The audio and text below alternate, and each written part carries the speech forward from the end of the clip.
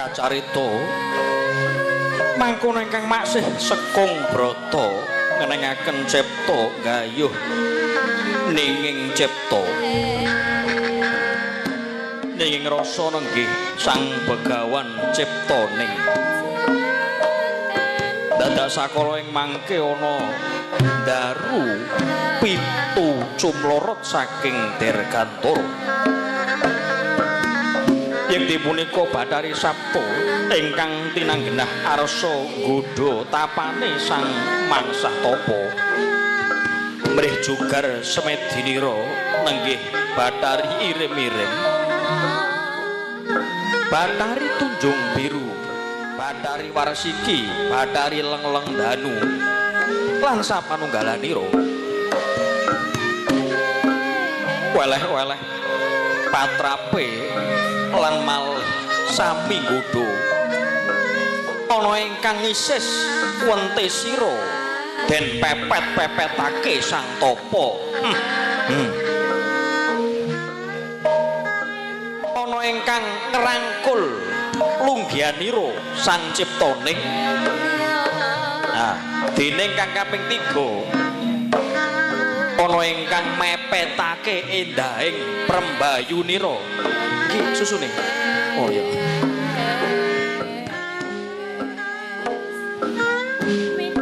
kanthi ngucap kuik kuik kuik kuik kuik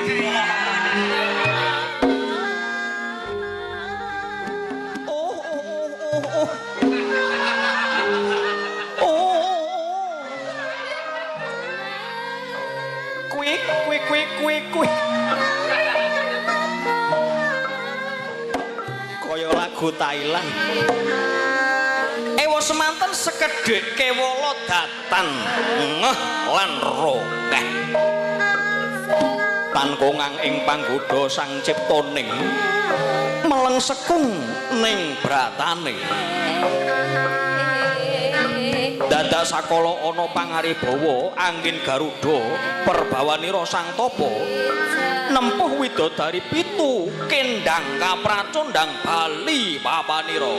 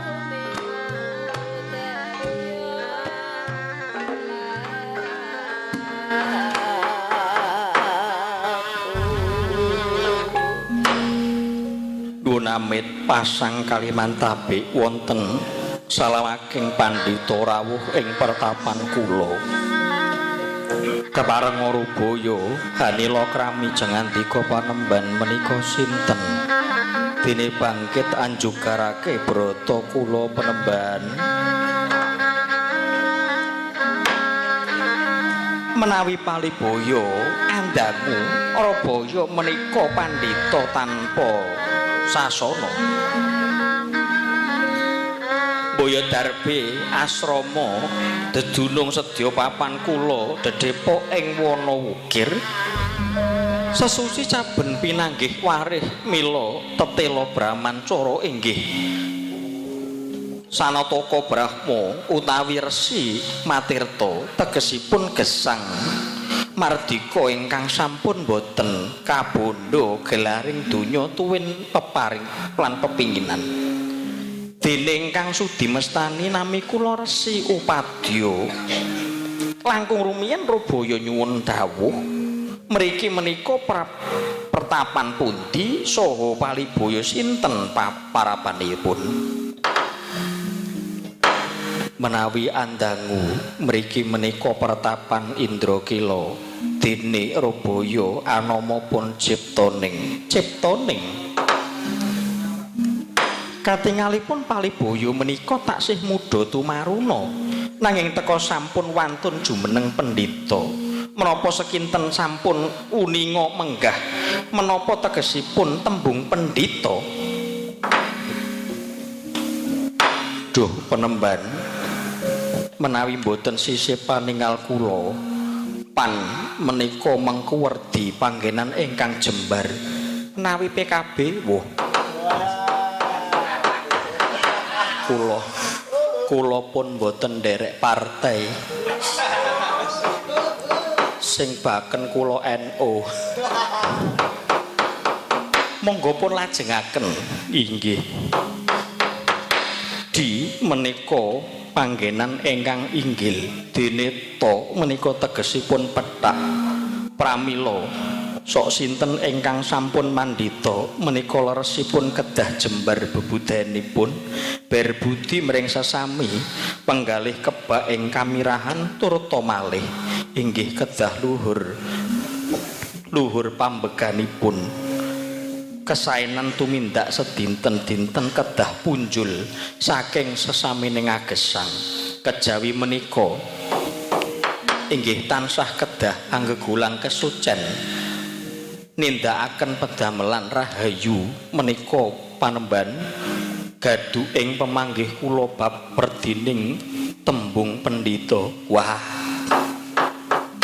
inggih leres ger leres samangke Robaya nedya ngaturaken darunipun sowan mriki nalika Rebaya nglambara nganglang bawana kadak tarik soroting teja hangilai ing sekawit Robaya gadah penginten bilih tejaning tirta miwah selawreksa nanging sareng kula waspaosaken jebul tejaning pendhita tapa nggih palibayan menika kawula nuwun inggih pramila lajeng kula nyatakaken mriki saking pamawas kula nggih sedya yoga brata kang sarta tandang tanduk agenipun dika mraptakaken kasunyatan kados-kados sampun pratitis nanging sareng saya dangu anggen kula naliti manah kula katuwan raos semang-semang semunipun palibaya taksih marga tingal punapa wonten buktinipun paremban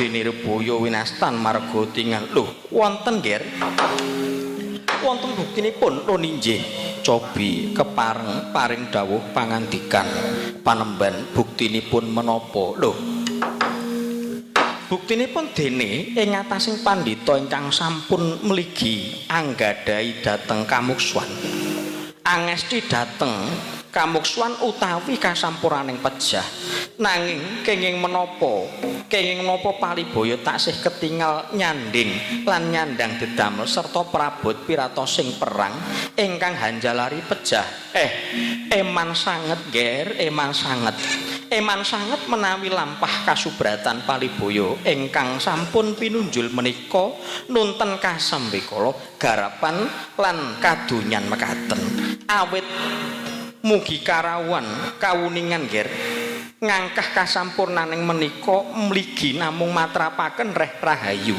sampun sepi saking sedya amrih pepati piawon pitenah punapa malih deh penastan pati open drengki srei jahil metakil menika kedah dipun singkiri ulah panunggal ngaten namung kedah manteng namung sawiji boten kenging kaworan tuwin sinambi sanes lah menawi kados kawontenan handika menika nama karencana dening kridaning Pancadriya wekasipun namung badhe manggih karisaan awit lajeng karem dateng raos bingah lan susah Panembahan.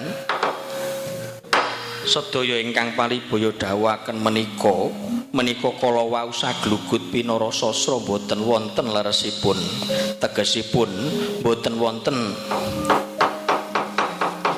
ingkang panjenengan dawuhaken menika jatosipun leres, ananging sarwi leres kang sarta mapan mugi ndadosna ing kauningan bilih anggen kula Sekung Brata wonten Indrakila ngriki punika boten anggayuh kasampurnaning pejah utawi kamuksuhan. Lho, lajeng menapa gegayuhan andika ngger Panembahan?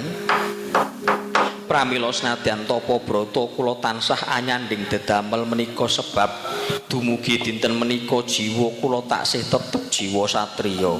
Ing mangka satriya menika kedah angrasuk kawiryan lan kawibawan.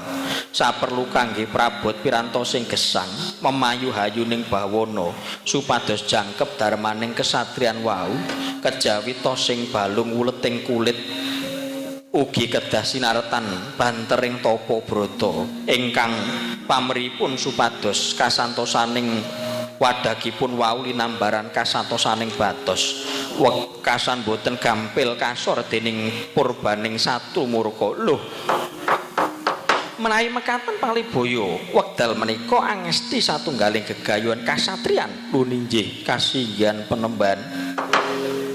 Menapa sekiten dipun keparengaken bilih kula nderek mangertos ancas tujuan dika nalikum semanten nggih. Inggih Panembahan. Waleh-waleh menapa prasajan kewala anggen kula tapa brata wonten mrigi menika wigatosipun badhe jangkah kabegjane ibu serta sederek-derek kula. Mongko kabegjan wau dereng saged mawujud menawi kula dereng kaleksanan nyirnakaken satru sekti inggih punika para Kurawa 100 ing pangangkah benjang bilih dumugi wanci tumapaking Bratayuda Jaya binangun saged ta Pandhawa unggul juritipun serta malih kula angesti nyuwun jaya aji kawijayan kasantikan kangge rumeksa jagat ngayomi sanak kadang kula warga netepi wajibing satriya menawi mboten kasembadan sukalila kula pinulunging dewa putuku nger putuku.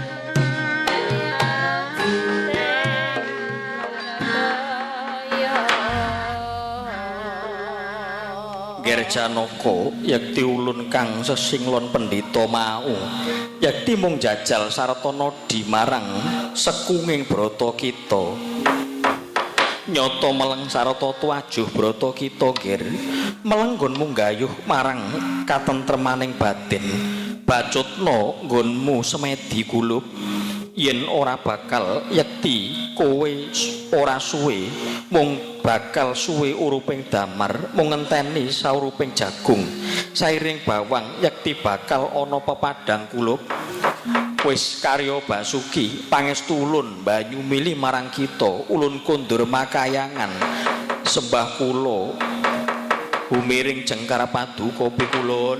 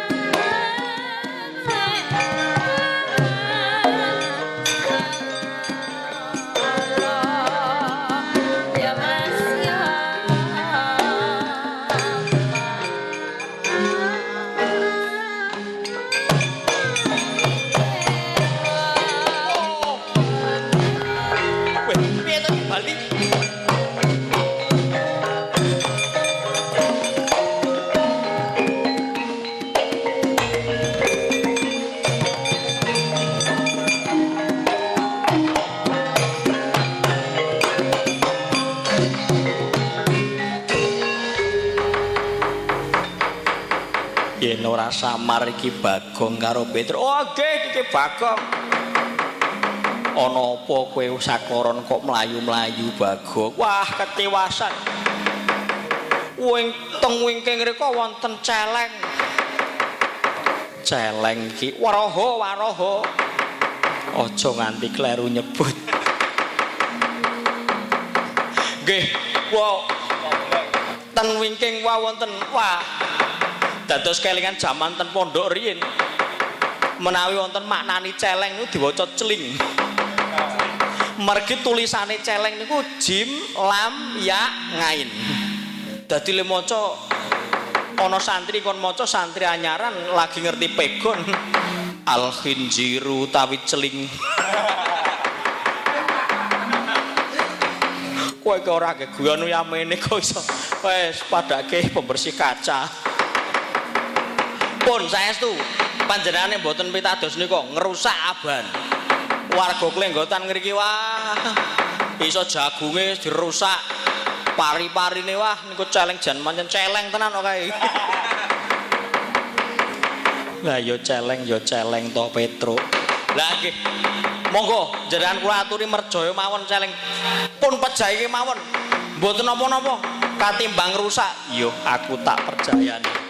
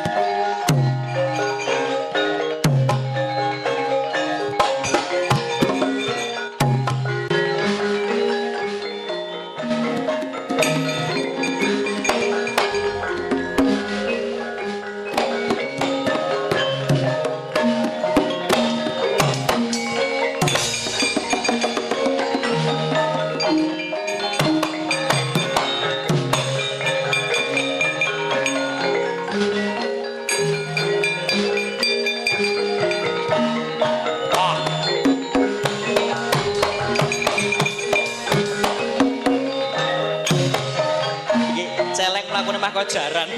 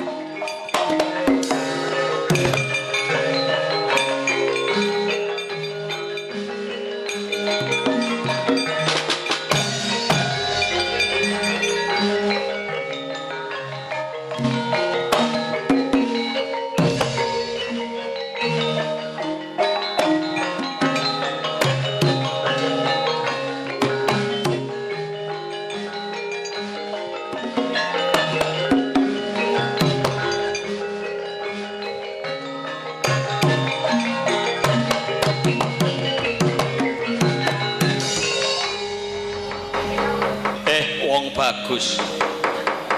Mara ngakuwa sapa kekasihmu ngendi pinangkamu? Pendhita Pratapan Indrakila peparab begawan ciptaning ya Sang Arjuna ya Janaka bali genti takon kowe jenengmu sapa? Kaliang kabur kanginan kandang langit kemul mega tuwa buru kang sapa ing alas dene aranku Bambang Keratapura Arjuna ana paran. Mara sumingkira Arjuna aja kowe nyandak kuandaning waraha iki beburonku lan aku sing mateni celeng iki. Tuwa buru kang ora weruh ing tata aja langap-langap waton ngucap. Apa buktine yen sira kang mateni waraha iki? Iki teka kumawani ngaku aku kang mateni sato kang wis tak perjaya. Lho Arjuna tesmak bathok paningalmu ya mara waspadakna sing nancep ana ing gigire celeng kuwi jemparingi sapa yen dudu duwekku sik aku tak takon kowe mau manah saka ngendi? Aku saka kono. Aku manah saka kono. Yen pancen waraha utawa celeng kuwi pengepesane ana ing ndas utawa gulu. Sira jeneng sira mancep ana ing bokong.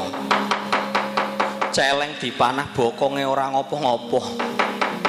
Yen to kok umpama gulune utawa ndase mesti bakal kaperjaya dadine mati kaya ngene iki. Wah. Pusakaku yo mancep ana ing giri celeng. Janaka, yen mung butuh ngalap daginge wae, tak lilani waraha iki gawanen. Nanging kowe kudu ngakoni sing mateni celengmu aku. Wah, ampun dipun pendhet niku. Niku namine menawi jenengan demok celeng niku najis. Niku namine najis mughaladzah. Kedah sesuci niku mergi najis niku enten 3 den. Lah niki kudu jelaske niki. Nek rengene ora ngerol aku. Wah. Tak jelaske najis niku wonten 3 nggih njenengan. Najis niku wonten najis mukhafafah niku mengentheng kaya uyuhe bayi lanang. Lah wonten najis mutawasithah niku tengah-tengah kaya uyuh kula. Lah dene najise celeng terus asu bareng iki najis mughaladzah kuwi kudu ngresiki mawi toya kedah diwasuh ping 7 sepisane disisipi kanggo wedhi Bagong kowe ora usah kaken ngomong gek mundur. Oh nggih. Jane kula ben rada penting. Wah, ora penting. Ora watak Arjuna yen pepeh bebudene kaya sing ndok karepe iku. Mara saiki tak gawe sayembara. Sayembara piye? Jagat iki ngakoni yen waraha iki mati dening gamanmu. Waton Keratapura Sembada nglangkai kuandane Arjuna. Nanging kosok baline lamun sira ora bisa ngasorake kadigdayanku, kudu gelem ngakoni yen patine sato iki murga saka tanganku. Babu. Skaparat Janaka. Kaya lanang-lanang dhewe. Ayo. Mapano tebah dadamu ora rubuh ngenteni apa kowe Janaka lena pangendamu wis ajur.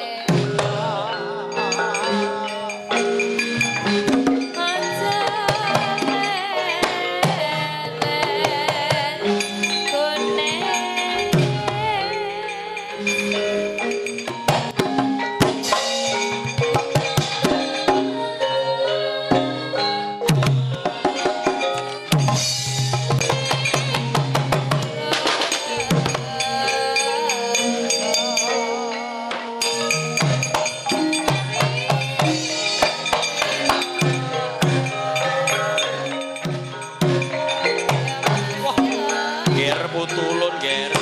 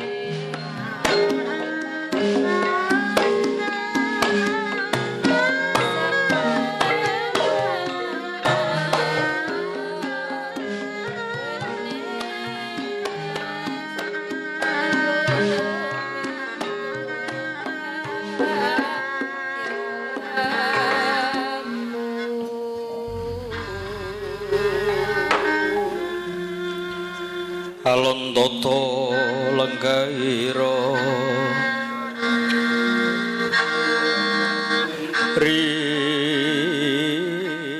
sang marta tameng dasi misuda angdana raras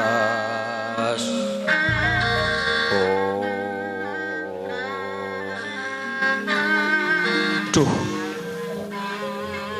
pukulun jimat pepunden kula sewu kelepatan ingkang wayah atadah duka dene babar pisan boten nyono bilih paduka Hyang Guru Girinata ingkang sampun kepareng asarira kerata nuntun kula kumawantun anandingi punika wau kulun wayah ulun ger wong bagus jeneng kita ora luput awit kabeh iki mau pancen wis ulun sengaja anggon ulun nemba warna kerata iki mau labet ulun kepengin neter sepira kang dadi boboting kasudiban kita nanging jebul nyolong pethek kulup ora ngira yen semono kadigdayan kita dene wis sababak kalian jeneng ulun nuwun inggih sedaya menika nggih awit pangestu paduka pukulun iya ger lah samengko wuruhanira kagi kagawa wis katitik lulus anggon kita anempuh pandadaran saka para dewa lan widodari mula wis semestine lamun jeneng kita nampa nugrahaning Bathara kawula nuwun inggih jeneng kita bakal ulun paringi pirang-pirang kanugrahan nanging aja ana ing kene nger Marayu ulun kanthi munggahing Suralaya mrih terwaca samudayane kula monggo kula dherekke pikulun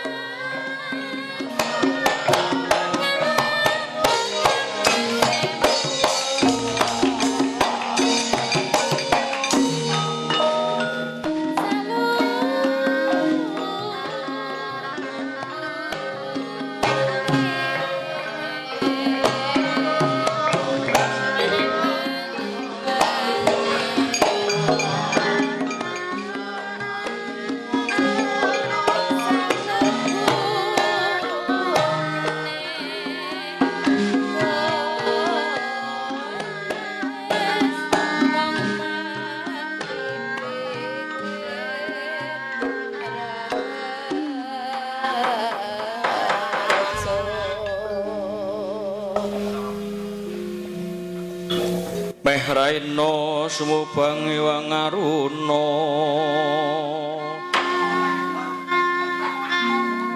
kula Barjuna sawise ulun ngawuningani mungguh sepira kang dadi bobot kasantosaning lair batin kita ing semengko ulun kepareng netepake yen ora ana titah kang patut ulun suraya nganugrah Satru Sekti andhepane Suralaya kejaba mung jeneng kita nggir kula nuni nggih ngestakaken dawuh paduka pikulun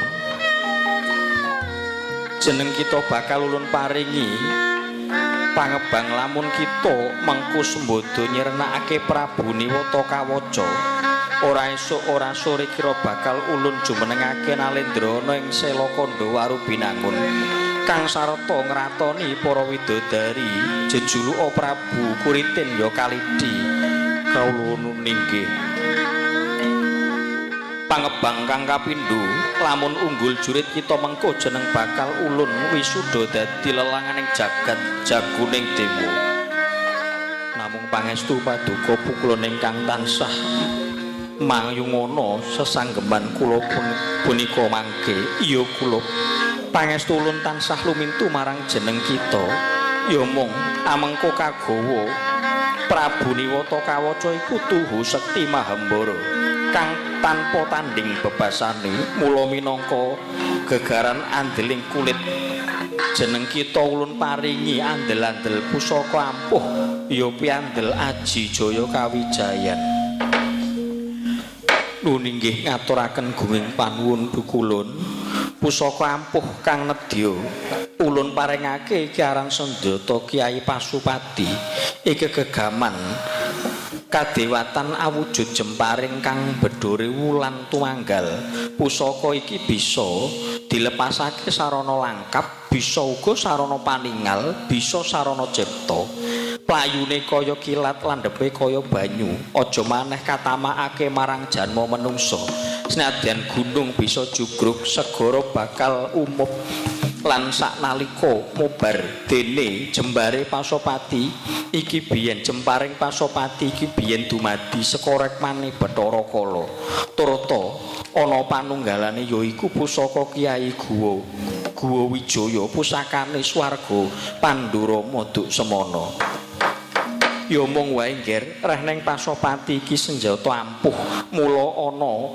pepacuhe nggir pepacunipun menapa pikulun kagawa saka banget ampuhing pusaka iki lamun kita tamakake marang mungsuh kang kasudibyane ora tambang kelawan ampuhing Pasopati ing kono dayaning pusaka malah bakal ngobar jagat mula anggon kita ngempakake pusaka iki kudu nganggo petung-petung kang genep aja nganti grusak-grusu nuninggih sendika ngestakaken dawuh pikulun dene Aji Jaya Kawijayan kang nedya ulun werahake marang jeneng kita yaiku aran Aji Hastagina. Aji Hastagina iku andarbeni panguwasa 8 perkara dene wujangane kaya mangkene. 1 anima panguwasane jejeg kita bakal bisa dadi lembut kang ora kasat mripat. Nomor 2 kang kaping pindho Aji Laima panguwasane bobot kita bakal bisa dadi enteng ngungkuli kapuk nuli bisa ngambah jumantara dene kang kaping 3 Aji Prapki panguwasane kita bakal dadi tumeka ngendi kaya sinedya kang kaping 4 Aji Prakam bisa kasembadan kang kita sedya kalimo Aji Matimo pinter macok mancala apa wae manut sekarep kita Aji Asetya bisa ngratoni sagung dumadi Aji Wasitya bisa mangreh sagung dumadi Aji Kama Wasita bisa mumpuni solah kridaning asmara wis nggir iku kabeh peparing ulun mula sedya kita nggon kita bakal ngayahi darmaning kasatriyan brasta Nalendra Murka Niwata Kawaca dene kulup kepara maju lenggahira enggan tampanana senjata Pasupati Hastagina iki nggir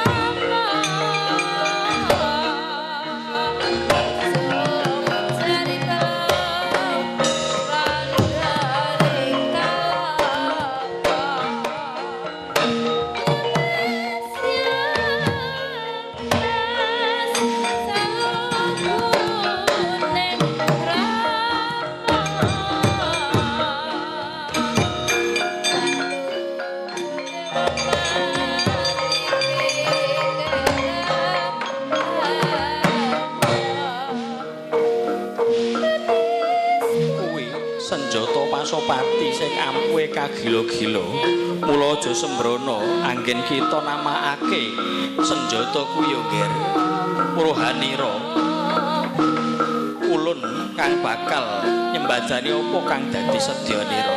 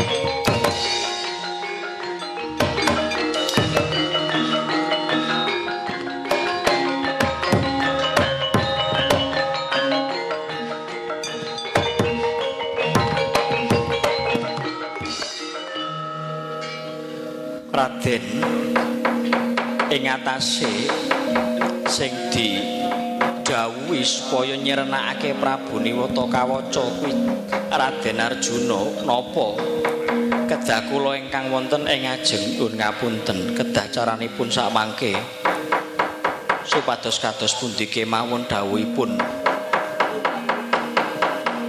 Kaki Bathara Guru supados Sang Bathari ingkang sakmangke ingkang ngatur sedayanipun yo monggo Raden monggo kula dherekaken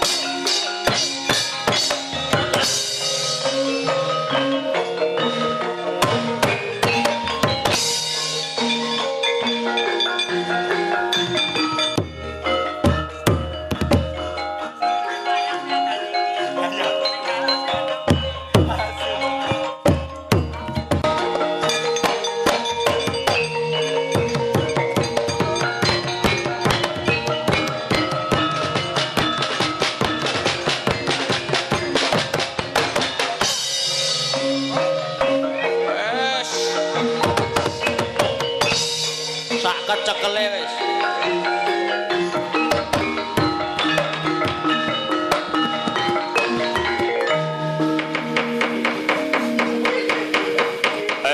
Tohok kula. Piye kok wis yahne kok isih durung bubar kok. Kamangka jatah iki tekan ming jam 1 apa jam 12 kok. Aku sumelang yen engko para wiyaga iki gerongane ming iki wis jam pira iki. Ning ora apa-apa kok. Sing baku atiku lagi seneng. Aku sedang bahagia. Mamang Murka, Mamang Dana ndak utus ana ing Suralaya mesti bakal ngrantasi karya, Bro. Ning kepiye pawarta sing mbok tampa? Wah, bose iki durung ngerti ya, Kok. Ha iya, Lung. Nggih. Prasajan Kewala. Patih Niwata, patih panjenengan Mamang Murka, Mamang Dana. Menika sirna margalayu piye? Mati ngono wae kowe rasah kandha sirna margalayu barang. Iya, mati. Merga kasektene Begawan Ciptaning menika nyrenakake patih panjenengan. Wah, keparat. Ora tida-tida wah kene Ciptaning kowe kudu mati dereng aku, Ciptaning.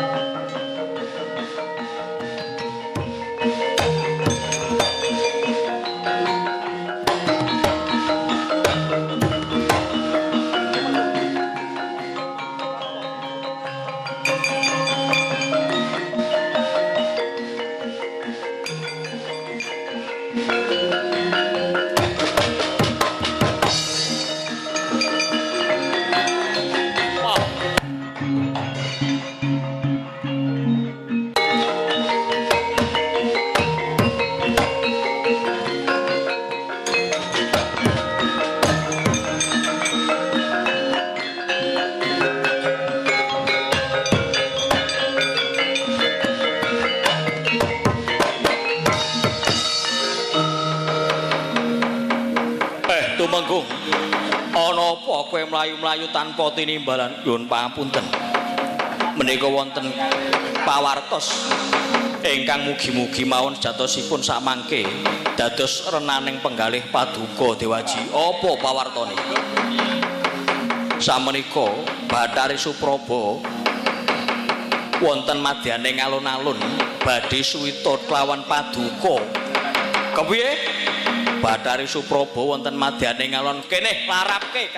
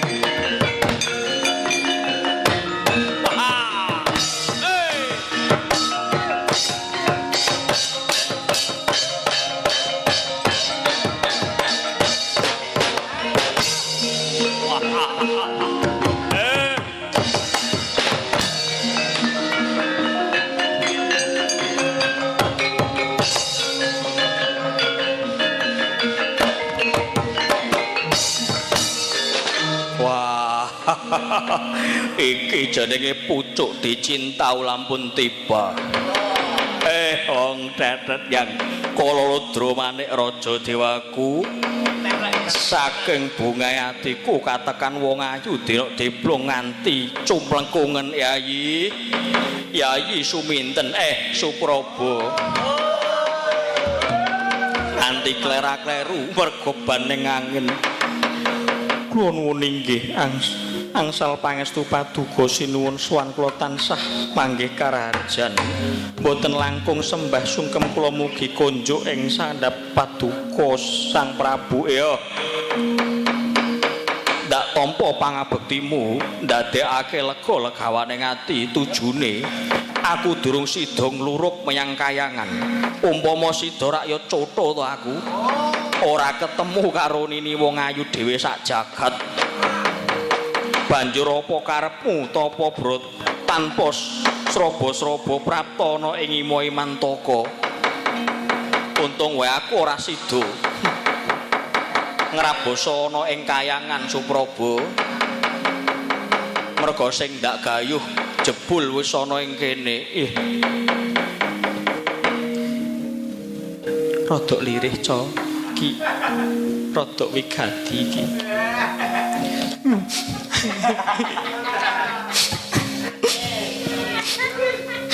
Nyuwun ngapunten. Kula saking Kediri. Kula menika manggen kepek. Kelingan Sang Prabu sowan kula amung badhe nyuwun pejah lho. Nyuwun dipun pejah kemawon sebab dinten menika kula sampun dipun sebratake minangka widodari kayangan. Kula dipun getak kados dene kewan. Dipun gusah kados peksi. Kula sampun boten dipun akeni dados warganing kadewatan sinuwun. Loh. Sebab apa dene kowe ditundung saka kayangan luput apa nini? Nalika semanten bucal serat panglamar dhateng kayangan ingkang suraosipun kepareng badhe anggarwa dhateng kula. Punika para Jawata sami boten sarujuk kalebet tiyang sepuh kula piyambak inggih boten nglilani. Dene pawadanipun paduka menika apaes raseksa mongko kula sipating Hapsari dene judhu tali mangsa menika sampun nyebataken judhunipun piyambak-piyambak mila jejering Hapsari menika kinodrajatu krama kaliyan dewa salajeng ingkang angka kalih labet kula menika tinamtu dados lurang widodari mila kula boten kenging nilaraken kayangan mila kula boten kaliyan oncat saking kewajiban kula minangka menawi kula kalampahan kagarwa paduka sinuwun tentu kula kaboyong dhateng Arcapada nanging sinuwun manah kula boten saged nampi dawuhipun sedya para Jawata menika sebab saking pemanggih kula senajan toh sedaya bab perjodohan menika ingkang baken inggih ingkang badhe nglampahi minangka bab menika manah kula sampun netrepaken bilih kula purun nampi panglamar paduka sinuwun dasaripun kula angangkah raharjaning karajan kayangan sampun ngantos paduka nglurugi lan ngraboso kayangan. Wah ya bener yen nganti panglamarku ditolak kayangan Suralaya mesti tak obrak-abrik pramila kula tumunten matur dhateng Kanjeng Rama Sang Hyang Indra bilih kula sagah nampi panglamar paduka saha kula sagah ngladosi paduka Sang Prabu minangka garwa ladalah dadi cethane satemene kowe kuwi jane gelem yen tak pundhut garwa kasinggihan sinuwun nanging sareng Kanjeng Rama mireng atur kula mekaten wau kadadak abrit pasuryanipun duka yayah sinipe kula dipun uman-uman dipun lok-lokaken bocah wadon murang tata arep nggugu karepe dhewe wusana kula dipun tundung kapurih kesah saking Suralaya kanthi pangancam menawi ngantos kula kumawantun ngambah kadewatan badhe dipun siksa wonten ing kawah Candradimuka mila sinuwun sinten pengayoman gesang kula kejawi namung paduka sinuwun menawi pasuwitan kula menika mboten kah tampi aluwung pejah kemawon pun Supraba menika dewaji ra usah nangis kok tak tukoke es krim kowe bocah ayu kok sambat-sambat mati aja mati Supraba sing mati ben emban iki diombane kae bilung kae kowe aja cilik atimu Supraba ora cocok karo teks ya ndak tampa pasuwitanmu Supraba malah ora ndak dadekake abdi utawa garwa ampehan nanging tak wisuda dadi garwa Padmi madeg Prameswari. Waduh matur sembah nuwun ingkang tanpa pepindhan bingeng manah kula sinuwun dene paduka kepareng nampi pasuwitan kula nggih kula kawon lebet saking kawontenan kula niki kula saking bungae ngantos ngeten ing pamengkuwa bilih anggen kula ngladosi paduka mangke boten andhatosaken keparenging penggalih. Wis aja dadak matur mangkono Supraba. Wiwit dina iki kedaton Imoe Mantaka saisine kabeh klebu uripku. Aja nggo rikuh, aja nggo pekewuh. Ngrana kowe butuh apa mesti tak wujuti. Butuh apa? Butuh donya brana, butuh duit gampang. Duit entek tuku. Aja mung njaluk Mas Picis Raja Brana, ambok njaluk telenging mripatku salah siji tak coplok kanggo tak paringake marang kowe. Matur sembah nuwun. Semanten sih kamiraan paduka nyuwun inggih sepisan malih kula nyuwun dawuh punapa saestu anggen paduka tresnani badan kula? Apakah tulus dari hati? Seksenana bumi langit saisine tresnaku marang kowe ora bakal ilang. Tresnaku dienggo kowe wis tak tutup, atiku tinggo liyah. Wah, mah dadi guyon waton. Syukur banget sewu sinuwun menika naminipun sampun keplok kalian raos kula tidak bertepuk sebelah tangan. Dados boten nama ical anggen kula kesah saking kayangan nilaraken tiyang sepuh bilaur suwita wonten mriki lan ayam ing manah kula tanpa upami sinuwun dene kula sak mangke sampun pikantuk pengayoman alendra Gung Binathara ingkang sekti mahambara pinlih tanding jayaning ajurit. Tentu boten badhe wonten priya sanes ingkang kumawantun nyenyamah dhateng jagat kula. Lho, sapa lanang sing arep wani karo kowe? Ming aga ilange. Nyembranane karo kowe ming restu guang. Aku rawani karo Kang Jadul. Sida tapuk parut kramas bendu. Apa ora kulak warta adol pangrungu yen Prabu Newata Kawaca iki wis kondang digdaya Dibya Sekti Mandraguna. Apa maneh mung lama ing jalma. Wah menungso mbok lamun Jawata kang duwe gaman bledhek aku ora wedi. Aduh sinuwun. Lebet kula mangke sampun dados garwa paduka pramila gumun manah ingkang sampun kula endhem taun-taun. Paripaksa badhe kula lairaken nggih menika kula gumun dhateng kadigdayan paduka ingkang semanten wau. Saestunipun paduka sinuwun menika kagungan cecepengan kesakten menapa teka ngedap-edapi sanget. Weh, kuwi ben aku dhewe sing ngerti. Ora usah melu butuhmu kowe ndak ayomi keselamatanmu. Saya kalepatan tadah wedana sinuwun. Reh ning garwa menika sigaraning jiwa. Bebasanipun pramila kula nyuwun dawuh bab kasekten paduka menika wau inggih ing pangangkah supados kula sak wanci-wanci kula ngladosi paduka sinuwun sampun ngantos nerak wewalering kasekten amung amargi kula boten mangertos. Oh, dadi karepmu kowe arep melu rumeksa karaharjanku ngono? Nuni nggih kasinggihan sinuwun. Tonggo kula Megato bilung barang kuwi mengko nak krungu arep apa ya gop ora ngerti aku. Sing penting wis dadi bojone iki sah-sah wae, kowe ora usah pengin. Nek kowe pengen karo aku ayo ngidilono. Wegah aku ning pojoking Polda. Engko malah kaya Wisnu Gosong ngenyang. Yo yen kowe mangkono karepmu becik mesti tak turuti. Jero kowe saiki wis sabaya pati kelawan aku.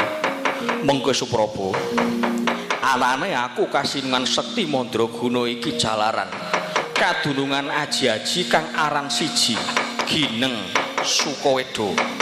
Dene sing jeneng aji ku ora warna, ora wujud nanging sabda mantra ingkang kasarira. Semono uga aji gineng mau uga wis ndak sarira. Ya mung cahyaning wae katon mencorong dumunung ana lak-lakan tutukku kae. Ora usah nyawang liyane. Iki piye to arep lungguh kok kepleset-pleset. Kae mencorong kaya ajiku, mulane yen nganti lalakanku kae kecocok gaman landhep. Wah, ya ing kono tibane dina patiku Supraba. Midhanget pangendikanipun Prabu Niwata Kawaca, bilih pejah gesangipun dumunung ana lak-lakan Dyan Arjuna rumaos lega jroning penggalih. Ciptaning penggalih Sang Bagus Bagbaya sampun dumugi titi wanci ngrampungi satru murka giya menthang senjata Kyai Pasupati den lepasake jumepret kaya lakuning kilat nempuh tenggaing Sang Niwata Kawaca sirna margalayu hambruk kaya gunung.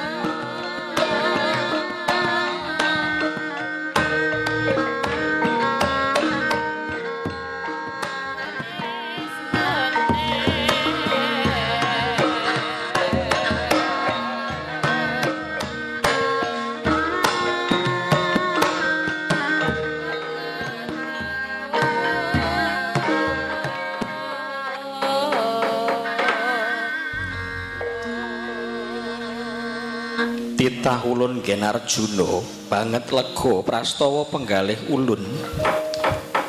Dene kita wis bangkit nyertakake mungsuh kang hambek murka. kita kang wis gedhe lelabuhan kita marang Jawata yekti ulun bakal maringi ganjaran marang jeneng kita. Inggih. Samengko jeneng kita ulun sengkaake minangka ngratoni kayangan Selakanda Warubinangun.